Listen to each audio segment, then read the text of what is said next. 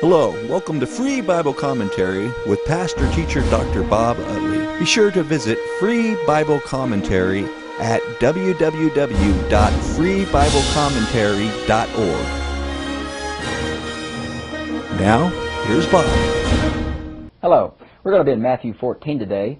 It deals with several different accounts, as again, Matthew is combining different incidents in the life of Jesus for theological purposes, usually following the chronology of Mark. But here in this example, it would be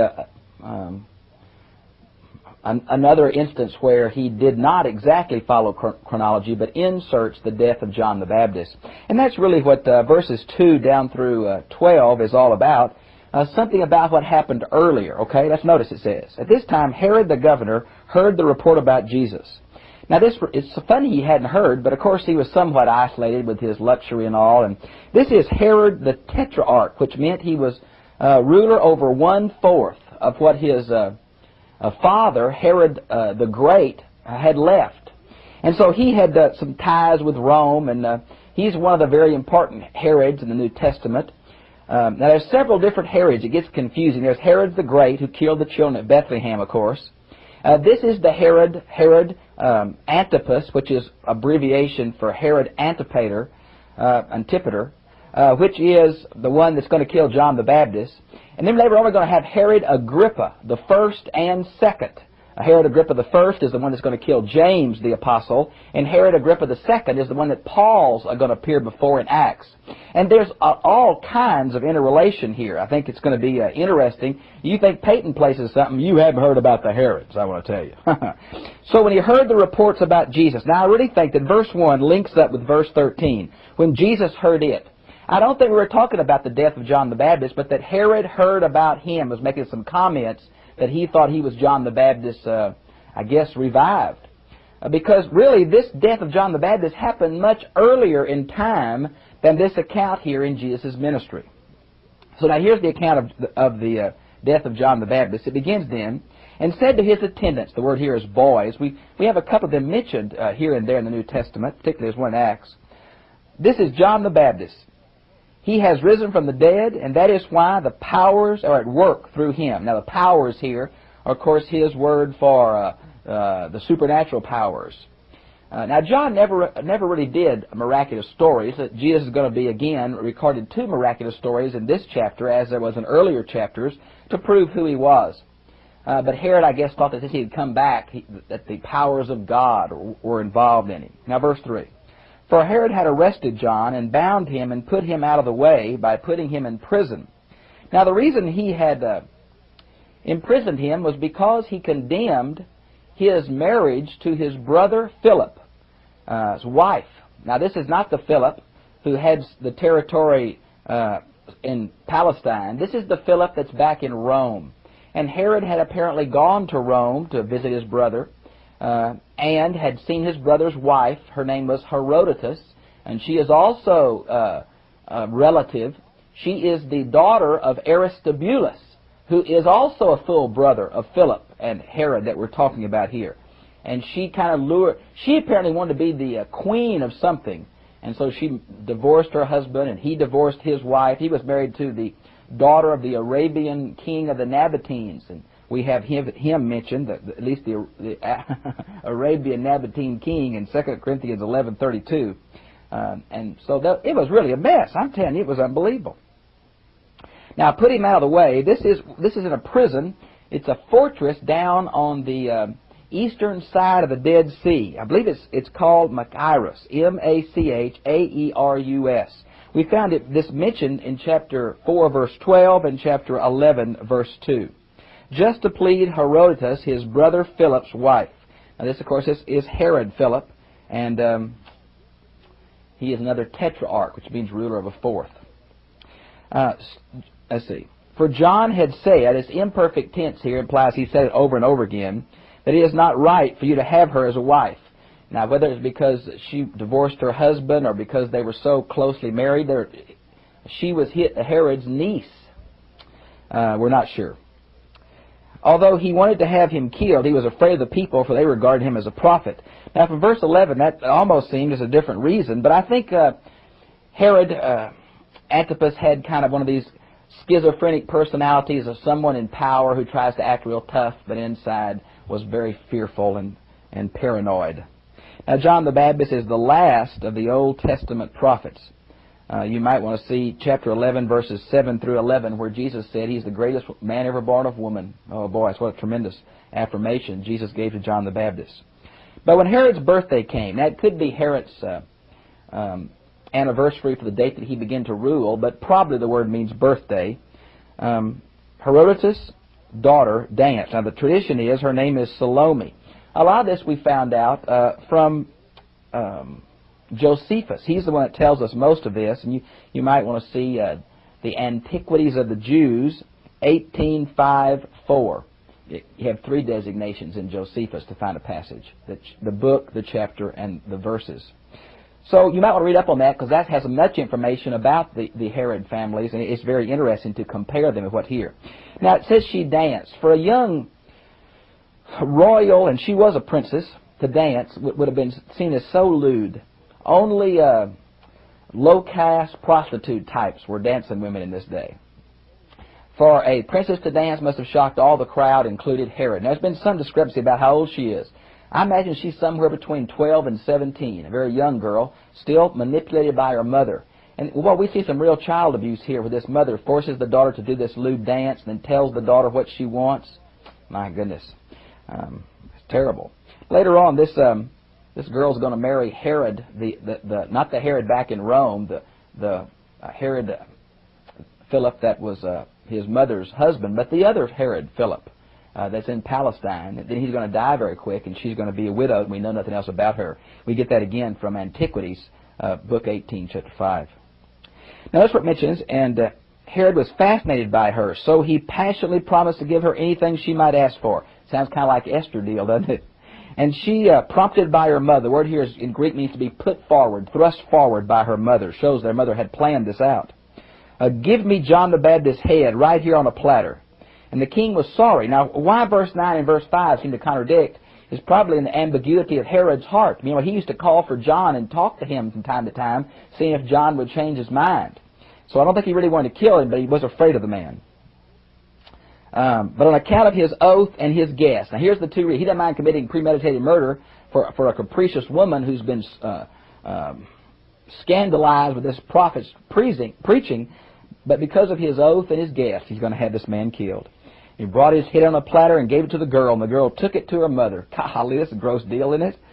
I wonder what her mother did. Some say that she did what an earlier person had done to one of the prophets who kind of got, one of the Greek wise men. She pulled his tongue out and stuck a hat pin in it. That's what Jerome says, but we have no idea where Jerome's got that tradition. Of course, Jerome living in the 4th century. And John's disciples came and carried off his corpse and buried him, and he went and reported it to Jesus. So they got a chance to bury his decapitated corpse, but his head, we don't know what Herodotus did with it.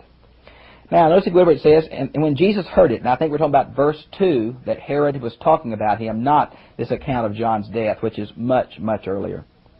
He left there in a boat for a quiet place. Now, this is recorded in the other synoptic Gospels and John. We find it in Mark 6, 32 through 44, Luke 9, 10 through 17, and John 6, 1 through 13. Jesus wanted to get away to pray.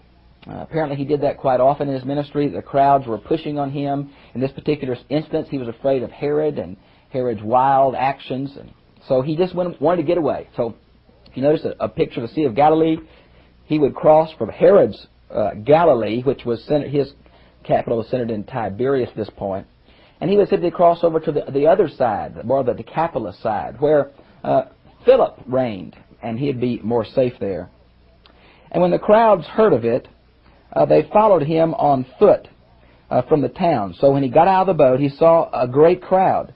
His heart was moved with pity for them. And Jesus says this several times. I'm so glad Jesus has a compassionate heart.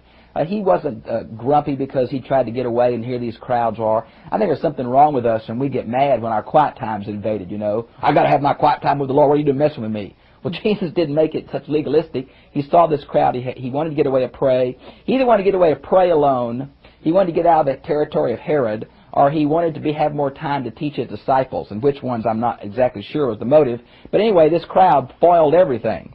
but he had compassion on them. You might see Matthew 9:36 and Matthew 15:32. And he cured their sick people. Now, the implication is he has cured a lot of people. They brought them to him, and he cared for them. I think it's a sign of the new age. I think it's a sign of Jesus' heart. But it wasn't something he wanted to do for everybody. He didn't want to be known as a healer, a miracle worker. He had a message to give. But people were so hurting, and he took time to care. They were like sheep without a shepherd is what they were like. Now we'll see Mark 6:3.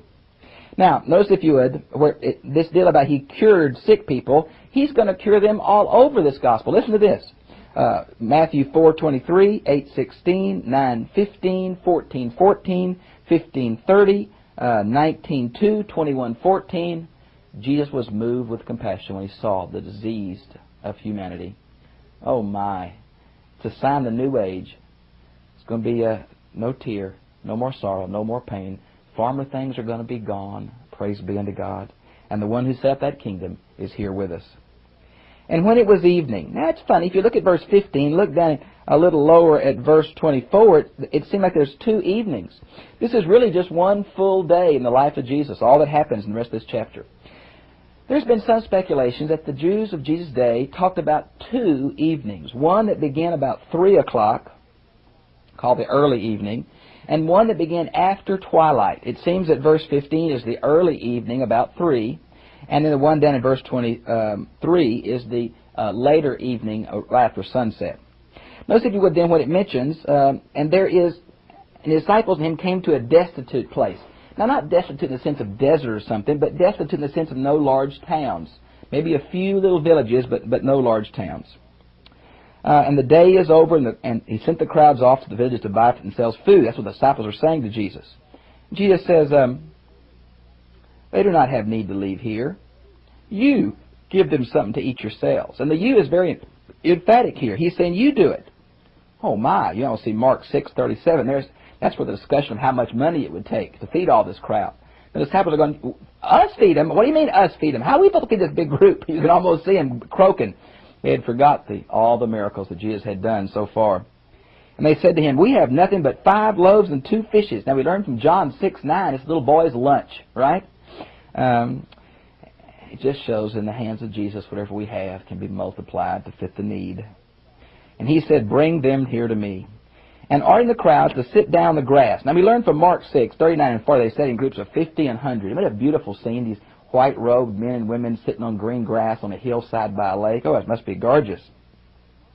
And he took the 5 loaves and 2 fish, and he looked up to heaven. Now, the normal way of Jewish prayer is the hands and eyes lifted to heaven like this. And it's just saying that. Quite often it says he lifted his hands or he lifted his eyes. It's the normal thanks he would give before a meal. He blessed them and broke them in pieces and gave the disciples, and they gave them to the people. And they all ate and had a plenty. And when they took up the pieces left over, there were 12 large baskets full. The people fed were about 5,000 men, besides women and children. It's so far away from anywhere else, there probably wasn't a whole lot of women and children there, but there were some sick ones, I'm sure, that had come to be healed. So this is probably a 6,000, 7,000 healing. Now what surprises me is this is exactly what Jesus was tempted to do by Satan in Matthew chapter 4, and that's win men's allegiance by feeding them. Matter of fact, they're going to try to take and make him king. We learn in John 6:15. I'm sure Jesus wanted to get away to pray about this. Here, what he said he wouldn't do, and that's feed people to win their allegiance, had happened in the midst of his compassion. And now I think they wanted to make him king, because make him a Burger King, kind of, if you speak. And I think he wanted to get away and pray for that. So the next scene is going to deal with that. Before I leave, though, I want to mention here that I get so tickled. One of the commentators I read, who's kind of nervous about miracles, says that, well, what happened here, it wasn't really a miracle, but as the little boy shared his lunch, everybody shared their lunches, and that's how everybody got fed. Oh, yeah? Well, where the 12 baskets full left over come from? This seems to allude to the fact that Jews carried their food with them because they were afraid if they got in a Gentile area they couldn't buy food, it wouldn't be kosher. It's these baskets, maybe the kind they had in their belt, maybe one basket for each disciple. I was reading Broadus, who I like so much on Matthew. Best commentary available on Matthew is by Broadus. And he said, well, I hope they gave one basket to the boy that had the 5 loaves and fishes to start out with. Well, I do too. Now Jesus is going to walk on the water is the next account here. It's found in Mark 6:45 through 51 and John 6:15 through 21. Here's how it starts. And he at once had the disciples. This is a very strong Greek word. He forced them to get into the boat and go across the other side. Now, where on the other side, we're not know. There's some discrepancy here. John adds the word Bethsaida, and we're not sure where that is. There possibly are two of those. It's house of fish. And if there are, then it solves the problems. If they're not, there's a little confusion here. And all the Gospels are slightly different on some of their accounts. And he stayed to dismiss the crowd. Why? Dismiss them because he wasn't about to be king to give them food every day, to heal all their sickness. He didn't come to do that. He came to preach the gospel and die in their place for sin. And so they're trying to get him off track, as the devil had done earlier. And when he had dismissed the crowd, he went up on the hill alone, I'm sure, to pray about all that had happened that day. He wanted to pray to start out with and got thwarted, and now he's there to pray. And apparently it took most of the night. And after the evening came, he was there alone. But the boat was already a long way from shore. How far, we don't know. Was it out in the middle? Well, one gospel seems to imply that, but probably was fighting the wind along the shore and was being tossed by the waves, for the wind was against them. Now, Jesus knew that when he sent them on, I think. Just before day. This is the Williams translation of the fourth watch of the Roman night. Now, the Jews, from twilight till dawn, had 3 watches, and we see them in Judges 7:19 and Lamentations 2:19. But the Romans had 3 watches. 4 watches. The best place to see that probably is Mark 13:35.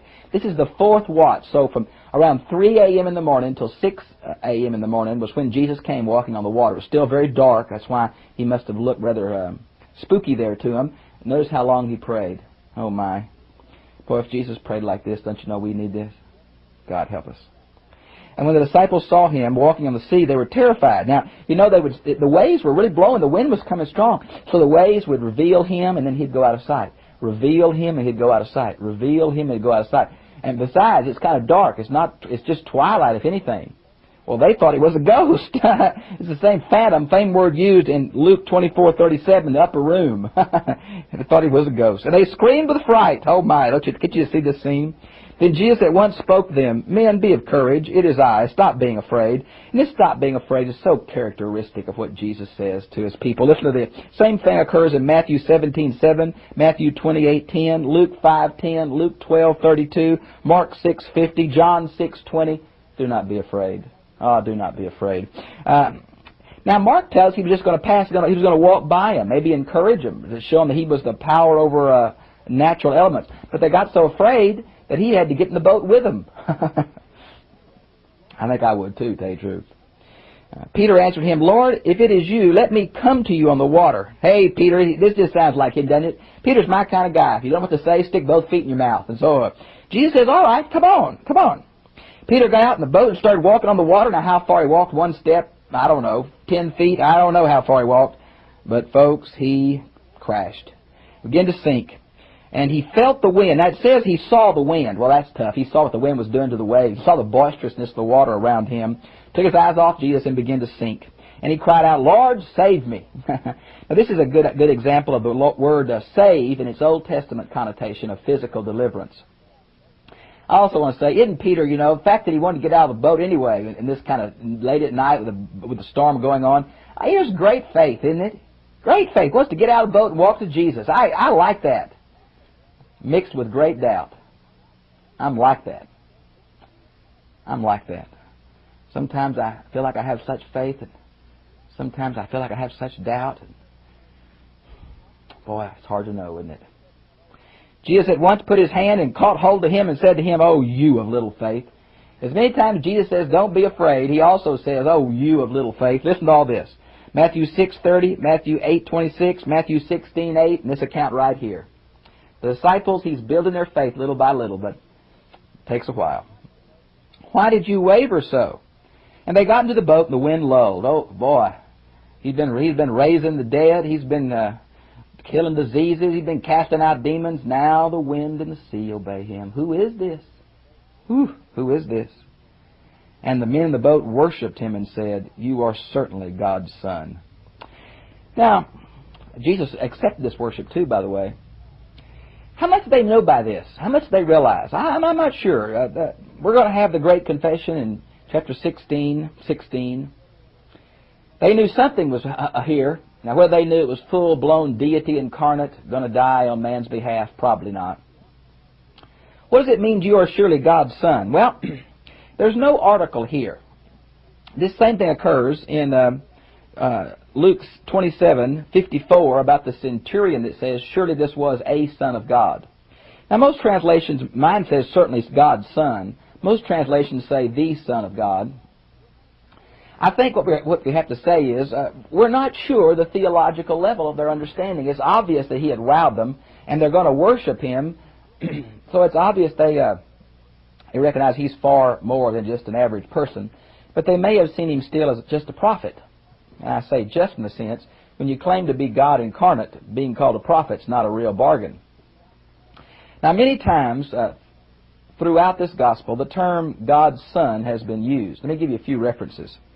Matthew 16:16, Matthew 26:63, 27:40, 27:43, and 27:54. He doesn't use this term often because it's radically misunderstood by the Jews. He used the term Son of Man more often, but here they call him a Son of God, which had some implication going back to the Davidic king of 2 Samuel 7. Now verses 34 down through the end of this chapter really are an introduction to chapter 10, which is going to be the mission of the 12. So whoever divided the Bible here, in my opinion, divided it in an inappropriate place. And of course you know that the chapter and verse divisions of the Bible are not in inspired order. Neither are the paragraph divisions, neither are the punctuation. The ancient Greek text didn't have any of that. So I really think 34 should go to the next chapter, but I'm going to cover it here. And they crossed over to the other side. Now again, exactly when it says other side, that's pretty ambiguous. We're not exactly sure where they are, but they're probably trying to stay in the area that's controlled by Philip instead of the area that's controlled by Herod Antipas. And so what a cross means is uncertain. The men at that place recognized him and sent into all the countryside and brought to him all who were sick. See, the fame of him has spread, but the fame was of a healer, not of a teacher. And I say that, and maybe that's not true. It may be that they just knew that he was a teacher, but that he had compassion on common people. You know, the Jewish authorities of Jesus' day just didn't care about people much. These sick folks were excluded. Now, they might pray for them at a distance, but they didn't want them in worship service, making them unclean. Just that some religious figure cared about them must have been such a beautiful attraction to them. They brought all the sick to them. Now this must have been an area with a lot of Gentiles in it. A lot less kosher Jews than down in Judea. But Jesus makes no distinction apparently here. Whoever came to him, he healed. He didn't go out of his way to heal, but those who came, healed. By the way, I just want to say to you, I still believe in a God who heals.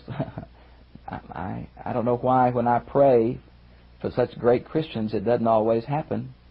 Matter of fact, I obviously don't have the gift of healing because most of the time when I do pray, it doesn't happen. But folks, I believe the New Testament, and I still believe in a God that heals, and I still pray for healing for those who ask me to. And I still believe God still does it. As there was an intensification of evil around the time of Jesus' first coming, as there will be around the time of Jesus' second coming, it's my personal opinion that there will be an increase in healing around the time of the second coming as there was around the time of the first. When the demonic makes an assault, God's grace makes even a more abundant assault. And this healing was, of course, a way to try to confirm the message, to show to people quickly that he really was a prophet of God. And they continued to beg him to let them touch just the tassel of his coat. And again, this is the prayer shawl, the talith we talked about back in chapter 9, verse 20. Only Matthew, of course, writing to Jews, the other Gospels, like Mark writing to Romans and Luke writing to Gentiles and John writing late in the first century to Gentiles and Romans, don't mention this technical idea. But it was a shawl you put over your head as a sign of reverence to God. You know, and it's funny, today Catholic women wear some on their head, but then Jewish men wore something as a sign of God's presence in their life. So this chair shawl, whenever we pray, he would put it up over his head. And now it's just laying on his shoulders.